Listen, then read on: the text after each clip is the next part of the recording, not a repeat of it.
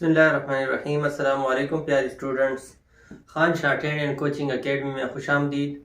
उम्मीद है आप लोग खैरियत से होंगे। मेरा नाम है खानुल्लाह और मैं आपको पढ़ा रहा हूँ एक्टिव पैसिव वॉइस। तो आज का हमारा टॉपिक जो है वो है फ्यूचर इंडेफिनिट टेंस का passive voice banana.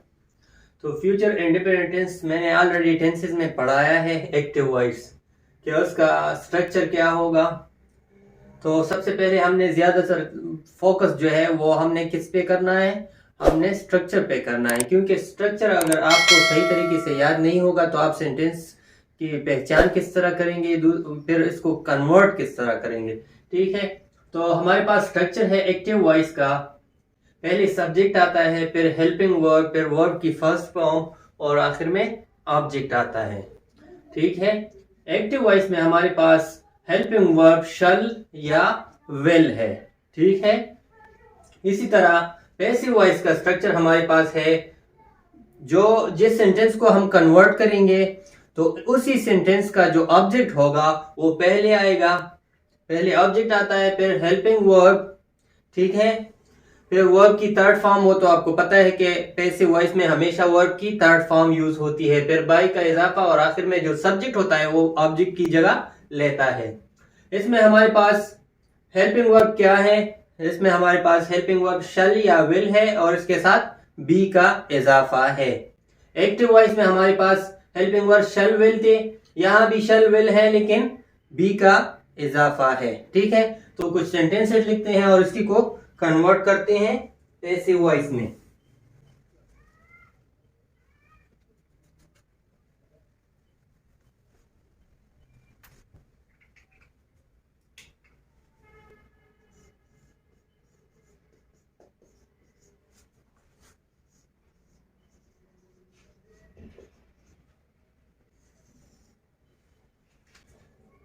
I shall help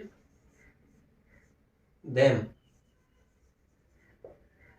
ये एक सेंटेंस है हमारे पास। तो पहले इसको कन्वर्ट करते हैं कि इसको हमने किस तरह कन्वर्ट करना है। हमने पहले क्या करना है, ऑब्जेक्ट को सब्जेक्ट की जगह लगाना है। तो यहाँ ऑब्जेक्ट देम है, तो देम जो है वो ऑब्जेक्टिव फॉर्म है। इसका सब्जेक्टिव फॉर्म क्या होगा, इसका सब्जेक्टिव फॉर्म है दे। दे, ठीक है। फिर हेल्पिंग वर्ब हमने लगाना है, तो हेल्पिंग वर्ब हमारे पास क्या है, दे विल और फिर है बी। ठीक है, दे के साथ विल आता है आई और वी के साथ शल आता है। तो दे विल बी, फिर वर्ब की कौन सी form, third form help. Help की थर्ड फॉर्म क्या है, helped. They will be helped by, फिर बाय का इजाफा और आखिर में हमने जो सब्जेक्ट होता है उसी को हमने लगाना है, लेकिन ये सब्जेक्टिव फॉर्म है, इसका हमने ऑब्जेक्टिव फॉर्म लगाना है।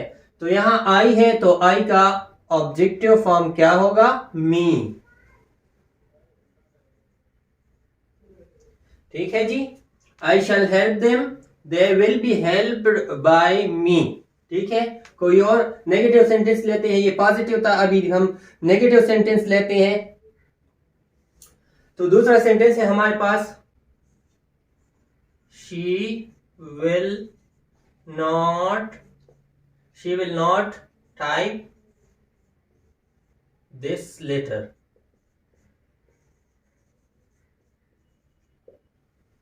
She will not type this letter.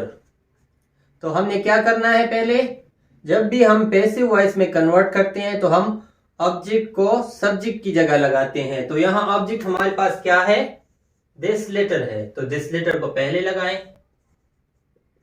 This letter. फिर क्या करना है, हमने हेल्पिंग वर्ब को लगाना है, लेकिन हमारे पास हेल्पिंग वर्ब जब दो होते हैं और नेगेटिव सेंटेंस होता है तो हमने हेल्पिंग वर्ब को सिलेक्ट करके उसके दरमियान में नॉट लगाना है। तो विल बी यहां हमारे पास क्या है, हेल्पिंग वर्ब है, तो इसको स्प्लिट करके हमने क्या लगाना है, नॉट को लगाना है। तो this letter will not be.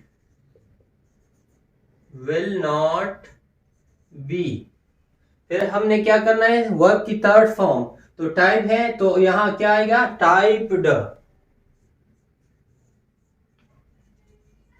फिर बाय का इजाफा करना है, और यहां सब्जेक्ट क्या है, शी है, तो इसका ऑब्जेक्टिव फॉर्म क्या होगा, हर।